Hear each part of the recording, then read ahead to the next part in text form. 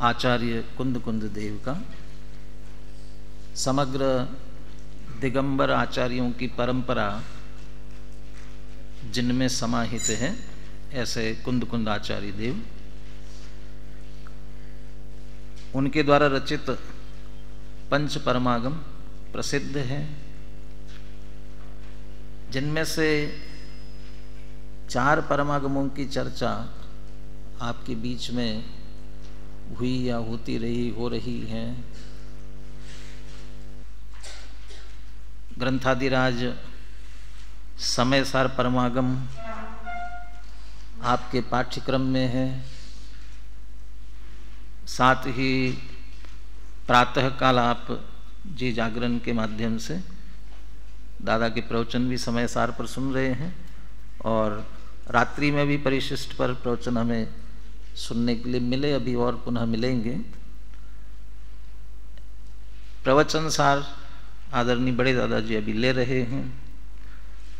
इससे पूर्व नियम सार ग्रंथ उन्होंने पूर्ण किया स्वाध्याय में, और उससे पहले पंचास्तिकाय पूर्ण किया।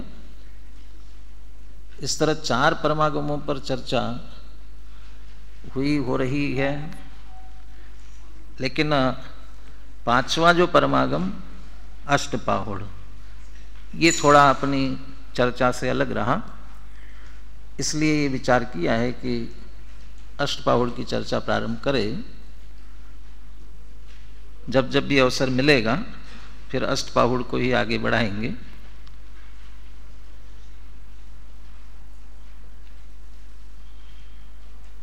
क्रमशः चर्चा अपन प्रारंभ करें, उसके पहले पूरे ग्रंथ की भूमिका अपन पढ़ेंगे।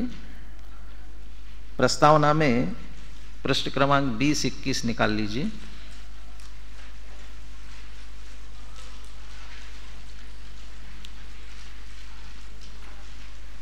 कौन से ग्रंथ पर चर्चा करनी है? अष्टपाहुड़। वास्तव में ये एक ग्रंथ नहीं है, 8 ग्रंथ हैं, और 8 ग्रंथों का एक तरह से ये संकलन है। तीसरी पंक्ति यहाँ 20 नंबर पेज पर ऊपर से, अष्टपाहुड़ में निम्नलिखित 8 पाहुड़ संग्रहित हैं। ये तो ध्यान में है आपको।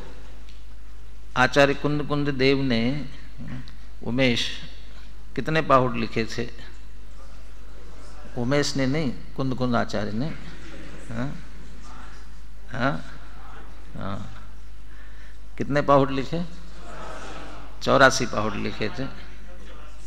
अच्छा, तो 84 और 5 89, 89 हो गए। हाँ, क्यों उमेश, 89 हो गए ना? फिर पंच परमागम और 84 मिला के 89 हो गए ना। वो सब पंच परमागम में सभी शामिल है। उसमें पंच परमागम कहने में सभी शामिल हो जाते हैं, वो 84 भी शामिल हैं। और उन 84 में से 8, और समझ लीजिए वे जो 4 अन्य परमागम हैं वे एक स्वतंत्र है पूरे। तो ये 8 और वे 4, इस तरह से हम कह सकते हैं कि 12 पाहुड़ उनके उपलब्ध हैं और बाकी के उपलब्ध नहीं हैं। एक दिन दादा ने बीच में चर्चा भी की थी कि पहले 6 ही पाहुड़ उपलब्ध हुए थे, तो वो 6 पाहुड़ कहलाता था। और एक श्रुत सागर सूरी हुए, उन्होंने 6 ही पाहुड़, उनको 6 पाहुड़ मिले होंगे सामने, तो 6 पाहुड़ पर ही उनने टीका लिखी संस्कृत में। तो वो 6 पाहुड़ के नाम से वो उतनी टीका भी प्रकाशित हुई। लेकिन बाद में 2 पाहुड़ मिले, तो ये 8 पाहुड़ सम्मिलित करते, 8 को सम्मिलित लेते हुए ये अष्टपाहुड़। तो वास्तव में एक ग्रंथ नहीं है, एक पाहुड़ अपने आप में एक ग्रंथ के रूप में है।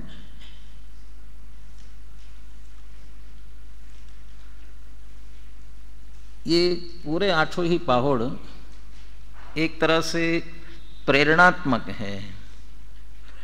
प्रेरणा और तथ्य, तात्विक वर्णन इसमें कम मिलेगा, तत्व का वर्णन इसमें कम मिलेगा।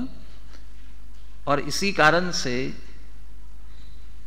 अमृतचंद्र आचार्य और जयसेन आचार्य, जो कि कुंद आचार्य के ग्रंथों पर टीका लिखने वाले दोनों समर्थ आचार्य, उन्होंने अष्टपाहुड़ पर किसी पर टीका नहीं लिखी। कुंद त्रयी कहलाती है, नाटक त्रयी भी कहलाती हैं, समयसार, प्रवचनसार और पंचास्तिकाएं, क्योंकि इन तीनों ग्रंथों पर अमृतचंद्र आचार्य और जयसेन आचार्य दोनों की टीकाएं मिलती हैं। नियमसार और अष्टपाहुड़ पर अमृतचंद्र आचार्य की भी टीका नहीं है और जयसेन आचार्य की भी नहीं है। नियमसार भी वास्तव में प्रेरणात्मक ही ग्रंथ है, महिमा वाला और प्रेरणा वाला ग्रंथ है, उसमें भी तथ्य और तत्व उतना नहीं है। वो इसी वजह से उन दोनों आचार्यों ने उस पर टीकाएं नहीं लिखी। लेकिन पंडित जयचंद जी छाबड़ा, उन्होंने जो भाषा टीकाएं लिखी, समयसार आदि की भी लिखी और अष्टपाहुड़ की भी भाषा टीका उन्होंने लिखी है। तो अभी अपने सामने जो प्रकाशित हुआ है वो जयचंद जी छाबड़ा के भाषा टीका के साथ, माने उनकी भाषा टीका, तो उस समय की जो भाषा होगी उसमें लिखा होगा, लेकिन अभी आधुनिक भाषा में अनुवाद किया हुआ वो अपने सामने प्रकाशित है। उसी के आधार से अपन चर्चा चलाएंगे इसमें से। पहले अपन सामान्य चर्चा कर रहे हैं। 8 पाहुड़ों के नाम देख लीजिए और नाम देख करके आपको क्या ख्याल में आता है वो भी देखिए। अष्टपाहुड़ में निम्नलिखित 8 पाहुड़ संग्रहित हैं: दंसन पाहुड़, सुत्त पाहुड़, चारित्य पाहुड़, बोध पाहुड़, भाव पाहुड़, मोक्ष पाहुड़, लिंग पाहुड़ एवं शील पाहुड़। आगे जो अधिकार पर नाम दिए वहाँ दर्शन पाहुड़ नाम लिखा है, जो समझ लीजिए हिंदी या संस्कृत भाषा में जो नाम प्रचलित है उसके हिसाब से। यहाँ प्राकृत में जो नाम है वही लिखा, दंसन पाहुड़। 8 पाहुड़। जब 8 पाहुड़ स्वतंत्र ग्रंथ जैसे हैं और संकलन संग्रह किया हुआ है, तो फिर कोई भी पाहुड़ कहीं भी रखा जा सकता था। किसी भी पाहुड़ को कहीं भी रखा जाए, आगे पीछे, क्या अंतर पड़ता है उसमें। लेकिन फिर भी जो क्रम रखा है उसमें एक व्यवस्थित क्रम ख्याल में आता है। क्या ख्याल में आएगा? क्रम से जो 3 है प्रारंभ के, दर्शन, ज्ञान और चारित्र। सूत्र माने जिनवाणी से संदर्भित है, शास्त्र सूत्र, इसलिए उसको हम ज्ञान कह सकते हैं। तो इसलिए दर्शन सम्यक दर्शन, सूत्र सम्यक ज्ञान और चारित्र सम्यक चारित्र। तो सम्यक दर्शन, सम्यक ज्ञान और सम्यक चारित्र। फिर चौथा बोध पाहुड़। तो बोध माने क्या होता है? बोध माने दादा इतनी बार समझाते हैं उसके बाद भी अपना ध्यान नहीं जाता है उसकी तरफ।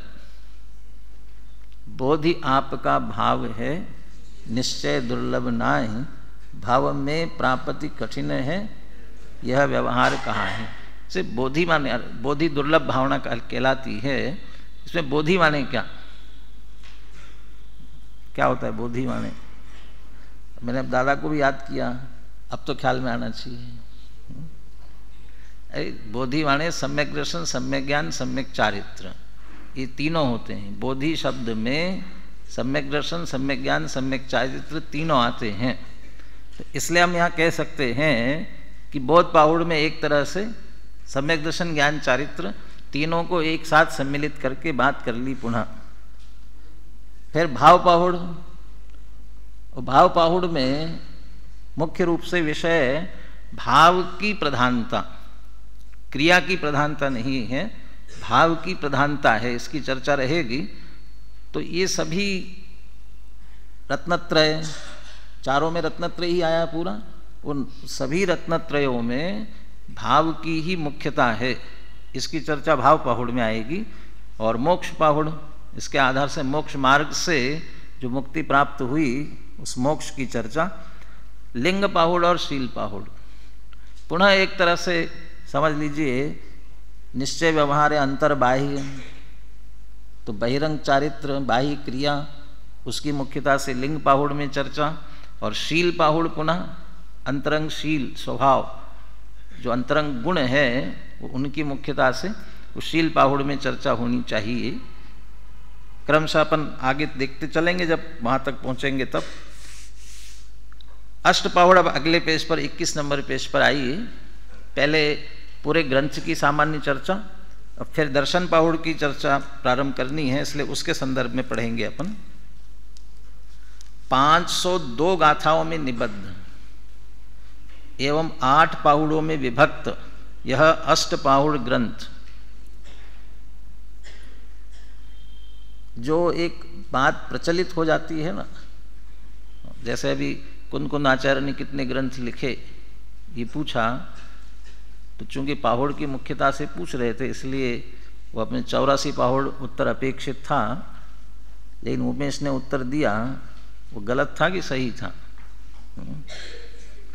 तो पंच परमागम, और हम कहते भी कुंद आचार्य के पंच परमागम, तो 5 परमागम कहते हैं, तो अष्ट पाहुड़ को एक परमागम में ही सम्मिलित करते हैं, मतलब एक ही ग्रंथ के रूप में लेते हैं। तो यहाँ 8 पाहुड़ है उसमें, लेकिन यहाँ भी सारी चर्चा तो पूरे पाहुड़ों की गाथाएं मिलाकर 502 गाथाएं और 8 पाहुड़ और पूरा एक अष्ट पाहुड़ ग्रंथ किसने लिखा? मूल संघ के पट्टाचार्य कठोर प्रशासक आचार्य कुंद की एक ऐसी अमर कृति है। ये आप नए पढ़ते हैं, शब्द नए, समविरूढ़ नए एवं भूत नए, और ये नए एक तरह से शब्द से संबंधित जितने हैं ये एक तरह संकेत भी करते हैं कि किन शब्दों का कहाँ प्रयोग करना है या कौन से विशेषणों का कहाँ प्रयोग करना। कृष्ण के बहुत सारे नाम होते हैं ना, तो कृष्ण के नामों में से वो कौन से नाम का प्रयोग कहाँ करना, जो प्रकरण चल रहा हो वो उसके अनुसार वो नामों का प्रयोग किया जाएगा।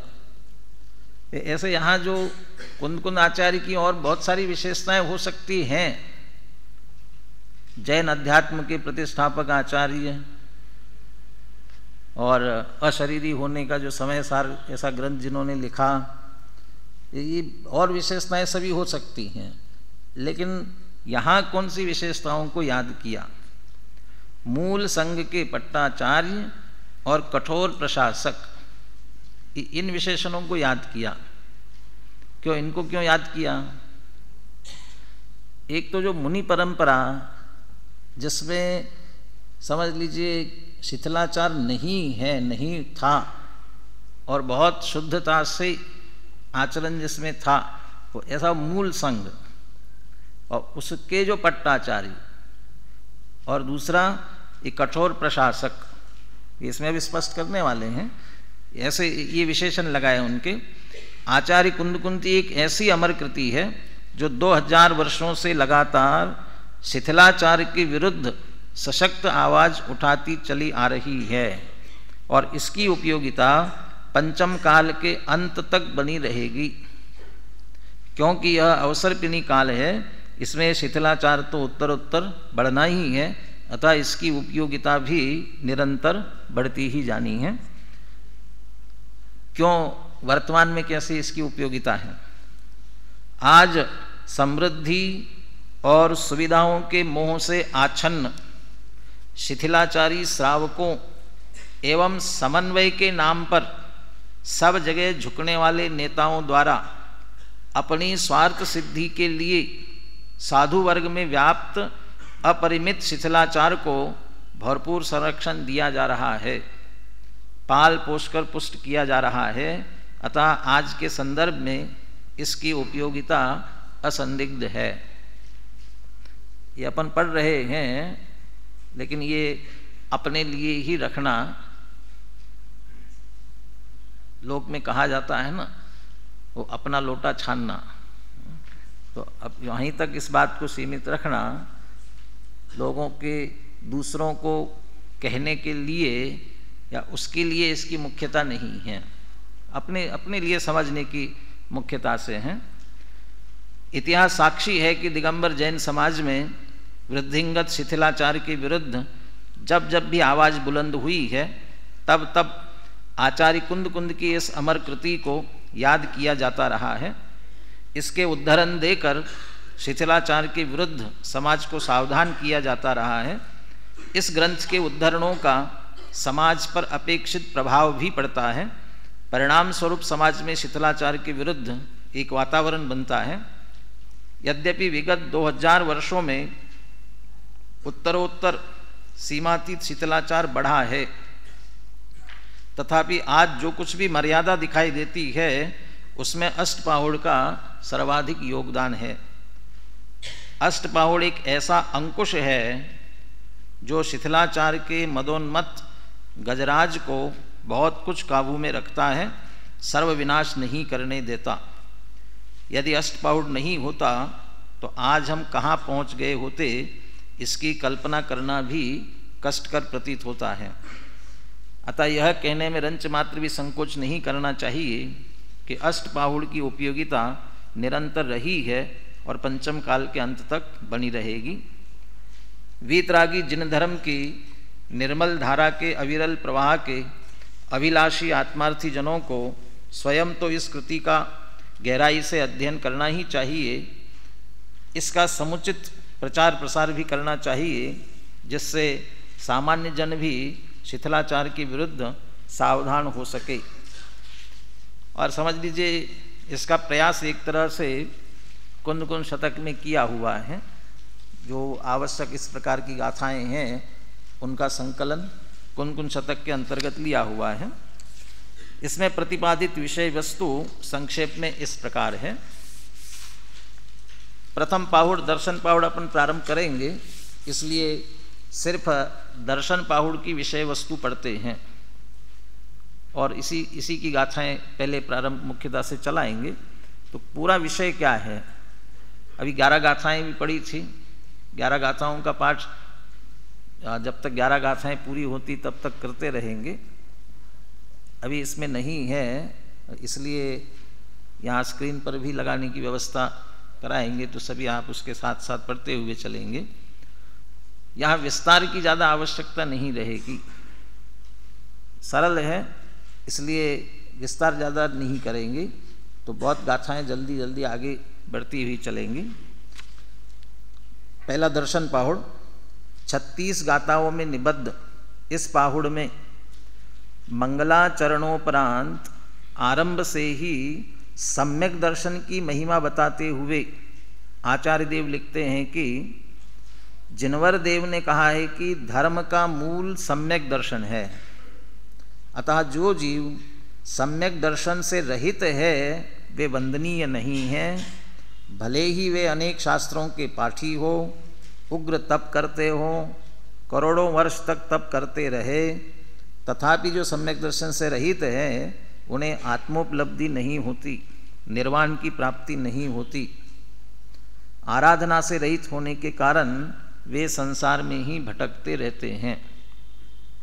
किंतु जिनके हृदय में सम्यक रूपी जल का प्रवाह निरंतर बहता रहता है, उन्हें कर्म रूपी रज का आवरण नहीं लगता, उनके पूर्वबद्ध कर्मों का भी नाश हो जाता है। जो जीव सम्यक दर्शन ज्ञान चारित्र तीनों से ही भ्रष्ट है, वे तो भ्रष्टों में भी भ्रष्ट है। वे स्वयं तो नाश को प्राप्त होते ही हैं, अपने अनुयायियों को भी नष्ट करते हैं। ऐसे लोग अपने दोषों को छुपाने के लिए धर्मात्माओं को दोषी बताते रहते हैं। जिस प्रकार मूल के नष्ट हो जाने पर उसके परिवार, स्कंद, शाखा, पत्र, पुष्प, फल की वृद्धि नहीं होती, उसी प्रकार सम्यक दर्शन रूपी मूल, ये मूल माने जड़, इसके नष्ट होने पर संयम आदि की वृद्धि नहीं होती। यही कारण है कि जिनेन्द्र भगवान ने सम्यक दर्शन को धर्म का मूल कहा है। जो जीव स्वयं तो सम्यक दर्शन से भ्रष्ट हैं, पर अपने को संयमी मानकर सम्यक दृष्टि से अपने पैर पुजवाना चाहते हैं, वे लूले और गूंगे होंगे। ये इस तरह से कठोर शब्द भी आएंगे। और ये सभी शब्द समझ लीजिए मूल कुंद कुंद आचार्य के हैं। और लूले और गूंगे होंगे, इसका आशय क्या? अर्थात वे निगोद में जावेंगे। मूल गाथा में तो लूले और गूंगे होंगे ऐसे ही लिखा हुआ है, लेकिन उसमें से भाव आशय निकलेगा कि निगोद में जावेंगे, जहाँ न तो चल फिर ही सकेंगे और न बोल सकेंगे, उन्हें बोधि लाभ अत्यंत दुर्लभ है। इसी प्रकार जो जीव लज्जा, गारव और भय से सम्यक दर्शन रहित लोगों के पैर पूजते हैं, वे भी उनके अनुमोदक होने से बोधि को प्राप्त नहीं होंगे। जिस प्रकार सम्यक दर्शन रहित व्यक्ति वंदनीय नहीं है, उसी प्रकार असंयमी भी वंदनीय नहीं है। भले ही बाह्य में वस्त्रादि का त्याग कर दिया हो, तथापि यदि सम्यक दर्शन और अंतरंग संयम नहीं है तो वह वंदनीय नहीं है, क्योंकि न देह वंदनीय है, न कुल वंदनीय है, न जाति वंदनीय है। वंदनीय तो एकमात्र सम्यक दर्शन ज्ञान चारित्र रूप गुण ही है। अतः रत्नत्रय विहीन की वंदना जिन मार्ग में उचित नहीं है। जिस प्रकार गुणहीनों की वंदना उचित नहीं है, उसी प्रकार गुणवानों की उपेक्षा भी अनुचित है।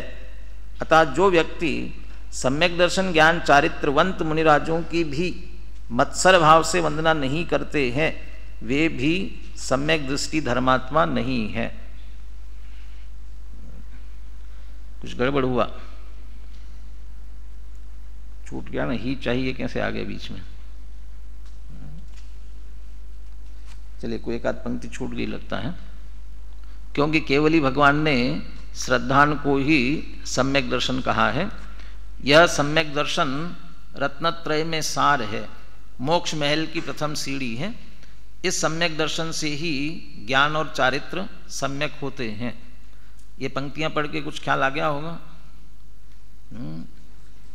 मैंने इसका ही भाव लेकर के दौलत राम जी ने छह डाला में वो पंक्तियां लिखी हुई है। मोक्ष महल की प्रथम सीढ़ी या बिन ज्ञान चरित्रा, सम्यक तान लहे सो दर्शन, भारो भव्य पवित्रा। अरे ये एक तरह से इस पूरे दर्शन पाहुड़, इस पूरे ग्रंथ का, इस पाहुड़ का यही सार है। अमृतचंद्र आचार्य ने भी इसी को आधार बना करके समझ लीजिए ये प्रेरणा दी है। ये तत्रादौ सम्यक्त्वम समुपाश्रयणीय अखिल यत्नेन यस्मिन् सत्येव भवति यतो ज्ञानम चरित्रम च। अरे इन तीनों में सर्वाधिक बल सम्यक दर्शन पर दिया हुआ है, इसलिए उन्होंने कहा सारा प्रयत्न सर्वप्रथम सम्यक तो प्राप्त करने पर देना चाहिए। सम्यक तो प्राप्त करने के लिए तत्व ज्ञान आवश्यक है। इसलिए टोडरमल जी उसके आधार से लिखते हैं, पहले तत्व ज्ञान हो, पश्चात व्रताधिक अंगीकार करे। ऐसा माने तत्व ज्ञान पहले होना चाहिए और उसके आधार से फिर सम्यक की प्राप्ति हो और फिर व्रताधिक अंगीकार करे। यानी वो तत्व ज्ञान पर ज़्यादा बल दिया जाता है। और ये पूरे अधिकार में दर्शन पाहुड़, इसमें सम्यक दर्शन की महिमा और सम्यक दर्शन से रहित होने पर क्या स्थिति होती है उसका ही पूरा वर्णन किया हुआ है। इस प्रकार संपूर्ण दर्शन पाहुड़ सम्यक्त्व की महिमा से ही भरपूर है। इस पाहुड़ में समागत निम्नांकित सूक्तियाँ ध्यान देने योग्य हैं। दंसन मूलो धम्मो, ये सबसे ज़्यादा प्रयोग किया जाता है और ये इसी आचार्य कुंद कुंदेव द्वारा लिखे हुए इस दर्शन पाहुड़ का है। ये धर्म का मूल सम्यक दर्शन है। दंसन हीनो न वंदिवो, सम्यक दर्शन से रहित व्यक्ति वंदनीय नहीं है। तो माता पिता वंदनीय है कि नहीं है? हमारे गुरुजन वंदनीय है कि नहीं है? माता पिता वंदनीय है कि नहीं? वो लौकिक विनय है। वो लौकिक विनय मर्यादा की दृष्टि से एक अक्षर का दाता भी गुरु कहलाता है। उस अपेक्षा से आपको जो हिंदी संस्कृत जो भी पढ़ा रहे हों, वो उनकी विनय वो उस दृष्टि से विनय की बात है, वो उसका यहाँ निषेध नहीं है। गुरु माने जो भी वरिष्ठ अपने कहलाते, गुरुजन कहलाते हैं, वे सभी यहाँ जो वंदना है वे समझ लिए सम्यक्त्व की अपेक्षा, धर्म की अपेक्षा जिनकी वंदना की जानी चाहिए वो उनकी बात कर रहे हैं। तीसरा, दंसन भट्टस्य नत्थि निवारणम, जो सम्यक दर्शन से भ्रष्ट है उनको मुक्ति की प्राप्ति नहीं होती। इसके साथ ही लिखा हुआ है, सिज्जंती चरीय भट्टा दंसन भट्टा न सिज्जंती। चारित्र भ्रष्ट सिद्ध हो सकते हैं लेकिन दर्शन भ्रष्ट सिद्ध नहीं हो सकते। ये विचित्रता लगेगी, क्रम से आएगी। 36 ही गाथाएं, कुछ ज़्यादा नहीं है, आएगा विषय जल्दी।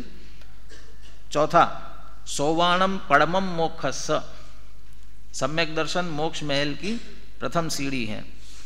पांचवा, ये भी प्रसिद्ध है, जम सक्कई तम कीरई जम चण सक्यई तम च सद्दहणम, कीजे शक्ति प्रमाण शक्ति बिना सरदा धरे।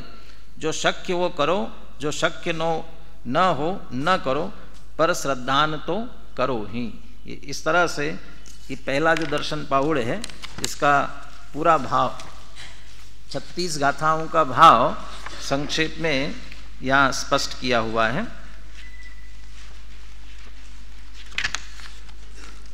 अब निकाल लीजिए प्रथम पृष्ठ, समझ लीजिए। यहाँ से पुनः 1, 2, 3 पृष्ठ क्रमांक दिए हुए हैं विषय सूची के बाद में। ओम नमः सिद्धेभ्य, स्वामी कुंद कुंद आचार्य विरचित अष्टपाहुड़, भाषावचनी का श्री पंडित जयचंद जी छाबड़ा, अथ दर्शन पाहुड़। ये पहला। पांचों बोलिए एक साथ, पांचों दोहे बोल लीजिए एक साथ। श्रीमत वीर जिनेश रवि मिथ्यातम हरता, विघ्न हरण मंगल करन वंदो रस करता। वाणी वंदो हित करी जिन मुख नभते गाय, गणधर गण श्रुत भूझरी बूंद वर्ण पद सार। गुरु गौतम वंदो सुविधि संयम तप धर, जिनिते पंचम काल में भरतो जिन मत दो।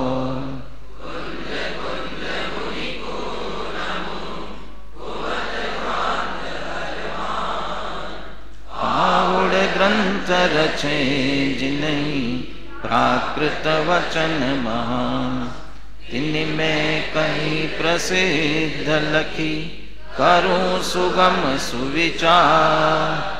देश वचनिका में लिखूं भव्य जीव हितधार। क्रमशः 3 दोहों में पहले देव शास्त्र गुरु ये तीनों को स्मरण किया, और चौथे दोहे में कुंद कुंद आचार्य को स्मरण किया रचयिता ग्रंथ के, और 5वें दोहों में इनकी भाषा टीका लिखने की प्रतिज्ञा की है। पहले दोहे में देखिए, श्रीमत वीर जिनेश रवि मिथ्यातम हरतार। वीर जिनेश कौन है? वीर जिनेश महावीर भगवान, और साथ में 24 तीर्थंकर भी लिए जा सकते हैं, क्योंकि हमारे 24वें तीर्थंकर वीर है, वीर जिनेश है। और वीर शब्द से भी 24 अर्थ निकालते हैं। कैसे निकलेगा? य र ल व, ऐसा निकलता है ना। ये व और र, व य र ल व में व चौथे नंबर पर है और र है दूसरे नंबर पर, और अंकाणाम वाम तो गति। इस दृष्टि से वह 4 और 2 का 2 और 4 हो जाता है, इसलिए 24। तो 24 ही जिनेश या भगवान महावीर, ये सभी सूर्य है। और कैसे हैं? मिथ्यातम हरतार, मिथ्या रूपी अंधकार को हरने वाले हैं। विघ्न हरण मंगल करण, सभी विघ्नों का नाश करने वाले, मंगल करने वाले हैं। इन सबको मैं वंदन करता हूँ। वृष कर्ता। कैसे हैं ये सभी? वृष माने धर्म के कर्ता हैं, धर्म तीर्थ के कर्ता है, तीर्थंकर हैं। ऐसे 24 भगवान महावीर को या 24 तीर्थंकरों को स्मरण किया। भगवान महावीर की मुख्यता है, वो आगे थोड़ा सा विश्लेषण करेंगे, उसमें आएगी बात। दूसरा जिनवाणी को स्मरण करते हैं। वाणी वंदु कैसी है वह? हित करी, हितोपदेशिनी है। जिन मुख नभते गाजी, कहाँ से आई, कहाँ से गरज रही है? ये आकाश से, जैसे बरसात गरजते हुए निकलती है ऐसे। लेकिन कहाँ से आई वह? जिन मुख नभते, जिनेन्द्र भगवान के मुख रूपी आकाश से। और कहाँ आई? गणधर गण श्रुत भूझरी, गणधरों के समूह रूपी, उन गणधरों के समूहों के श्रुत, उनका श्रुत ज्ञान, और वो हुई भूमि पृथ्वी, उस पृथ्वी पर झरी। और फिर बूंद वर्णपद साजी, और जैसे वो जल गिरता है ना और फिर एकदम से उछलता है तो बूंदें उसमें से निकलती हैं और फिर वो और अच्छी सुशोभित होने लगती है। तो वो वहाँ उनके श्रुत रूपी पृथ्वी पर गिर के फिर वह बूंद और वर्ण और पदों में समझो परिवर्तित होते हुए और सुशोभित हो गई। वहाँ तो निरक्षरी वाणी खिली थी, फिर वह लिपिबद्ध शब्दबद्ध जो हुई, लिपि शब्दबद्ध, उसको द्वादशांग के रूप में गंधर्व देव ने रचना की उसकी। इसलिए वह कहा गणधर गण श्रुतभू झरी और बूंद वर्ण पद साजी, वर्ण और पदों में सज करके वे परिवर्तित हुई। ऐसी जो हितकारी वाणी है उसको मैं वंदो नमस्कार करता हूँ। गुरु गौतम वंदु, गौतम गणधर गुरु के रूप में उन्हें नमस्कार कर रहे हैं। और उनके बहाने से समझ लीजिए सभी परंपरा, आचार्य परंपरा, गुरु परंपरा, सुविधि संयम तपधर, अच्छी तरह से संयम और तप को धारण करने वाले हैं। और सबसे बड़ी विशेषता कह रहे हैं, और जिनिते पंचम काल में वर्त्यो जिनमत दौर, ये जिनमत का दौर अभी तक चल रहा है, ये उन्हीं के प्रभाव से, उन्हीं के कारण से चल रहा है। जिनिते पंचम काल में ये जिनमत का दौर बरत रहा है, ये उन्हीं आचार्यों के कारण से, गुरु के कारण से है। इसलिए उन गुरुओं को मैं नमस्कार करता हूँ। या जैसे मंगलाचरण में मंगलम भगवान वीरो, मंगलम गौतमो गणी और मंगलम कुंद कुंदाद्यो, इस जैसे क्रम से लेते हैं। ऐसे महावीर स्वामी को वंदन किया, तीसरे में गौतम गणधर को किया और चौथे में कुंद कुंद आचार्य को कर रहे हैं। कुंद कुंद मुनि को नमो, कैसे है वे? कुमत ध्वांत हर भान, कुमत रूपी जो ध्वांत माने अंधकार, उसका हरण करने के लिए भानु, भान माने भानु, सूर्य के समान है। पाहुड़ ग्रंथ रचे जिन्हीं, जिन्होंने क्या किए? पाहुड़ ग्रंथों की रचना की, प्रावृत 84 प्रावृत लिखे। प्राकृत वचन महान, कौन सी भाषा में? प्राकृत भाषा में। चूंकि अब प्राकृत भाषा कोई नहीं समझते इसलिए आगे प्रतिज्ञा कर रहे हैं। तिनमें कई प्रसिद्ध लखी, उन्हें तो बहुत लिखे, उनमें जो प्रसिद्ध है उन प्रसिद्धों को लेकर के करूं सुगम सुविचार, उन्हें सरलता से करने का विचार आया। देश वचनिका मैं लिखूं भव्य जीव हितधार, उसे मैं देश वचनिका, देश भाषा में टीका लिखता हूँ। वो वचनिका कहलाती थी, वचनिका शैली है एक पूरी, तो उस शैली में उसकी टीका वो लिख रहे हैं, लिखता हूँ। किसके लिए? भव्य जीव हितधार, भव्य जीवों के हित के लिए। चलो जो पढ़ने का है वो अभी आज पूरा करते हैं। एक और पैराग्राफ भूमिका के रूप में उन्होंने लिखा है, फिर अपन पहली गाथा से कल से प्रारंभ करेंगे। इस प्रकार मंगल पूर्वक प्रतिज्ञा करके श्री कुंद कुंद आचार्य कृत प्राकृत गाथाबद्ध पाहुड़ ग्रंथों में से कुछ की देश भाषा में वचनिका लिखते हैं। माने सब की उन्होंने वचनिका नहीं लिखी है, ये अष्टपाहुड़ की है और समय सार की है। और प्रवचन सार, पंचास्तिकाय, नियम सार का ध्यान नहीं है। लेकिन समय सार की तो है पक्का, और ये अष्टपाहुड़ की हैं। वहां प्रयोजन ऐसा है, क्यों लिख रहे हैं देशवचनी का। इस हुंडावसर्पिणी काल में मोक्ष मार्ग की अन्यथा प्ररूपणा करने वाले अनेक मत प्रवर्तमान हैं। उसमें भी इस पंचम काल में केवली श्रुत केवली का विच्छेद होने से जिन मत में भी जड़ वक्र जीवों के निमित्त से परंपरा मार्ग का उल्लंघन करके श्वेतांबर आदि बुद्धि कल्पित मत हुए हैं, इसलिए कह रहे कि सरल भाषा में मूल ग्रंथ ये नहीं आएंगे तो फिर सही मार्ग कौन सा ये समझ नहीं पाएंगे। उनका निराकरण करके यथार्थ स्वरूप की स्थापना के हेतु दिगंबर आमनाए मूल संघ में आचार्य हुए और उन्होंने सर्वज्ञ की परंपरा के अविच्छेद रूप माने निरंतर अविच्छिन्न रूप से जो चली आ रही धारा प्ररूपणा के अनेक ग्रंथों की रचना की है। उनमें दिगंबर संप्रदाय, मूल संघ, नंदी आमनाए, सरस्वती गच्छ में श्री कुंद कुंद मुनि हुए। नंदी उसमें हो ना, नंदी आमनाए लिखा ना, नंदी संघ की पट्टावली। कुंद कुंद आचार्य, ये तो समझ लो वो जैसे दक्षिण की एक परंपरा रही, वहाँ के जो गांव के नाम से बोला जाता था, उसके हिसाब से ये कौन कुंदपुर के होने के कारण से इन्हें कुंद कुंद आचार्य कहा जाने लगा। ये मूल में नाम क्या था इनका? ये पद्म नंदी नाम है, नंदी संघ इसलिए पद्म नंदी नाम था। तो नंदी आमनाए सरस्वती गच्छ में श्री कुंद कुंद मुनि हुए और उन्होंने पाहुड़ ग्रंथों की रचना की। उन्हें संस्कृत भाषा में प्राभृत कहते हैं, माने पाहुड़ का दूसरा प्राभृत होता है, और वे प्राकृत गाथाबद्ध हैं।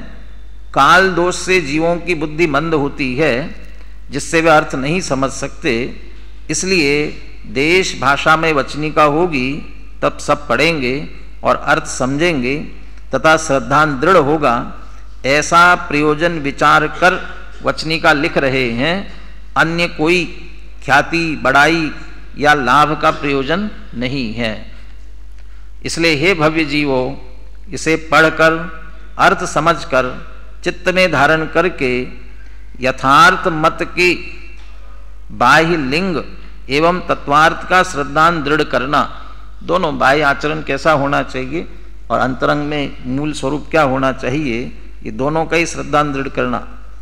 इसमें कुछ बुद्धि की मंदता से तथा प्रमाद के वश अन्यथा अर्थ लिख दूं तो अधिक बुद्धिमान मूल ग्रंथ को देखकर शुद्ध करके पढ़े। वैसे तो ये सभी ग्रंथ के अंत में लिखते हैं, इन्होंने पहले ही लिख दिया, मुझे अल्प बुद्धि जानकर क्षमा करे। तो इस तरह से एक जो भाषा वचनिका मैं क्यों लिख रहा हूँ, वो इसका उद्देश्य भी उन्होंने बता दिया। अब यहाँ प्रथम दर्शन पाहुड़ की वचनिका लिखते हैं और पुनः इस प्रारंभ में भी उन्होंने मंगलाचरण किया हुआ है। और ये पृथक ग्रंथ है, इसका एक कारण ये भी समझ लीजिए कि हर एक में मंगलाचरण मिलेगा आपको। जैसे समय सार के इतने अधिकार है तो कहीं मंगलाचरण नहीं है, सबसे पहले हैं। प्रवचन सार में भी मंगलाचरण नहीं है, पहले ही है।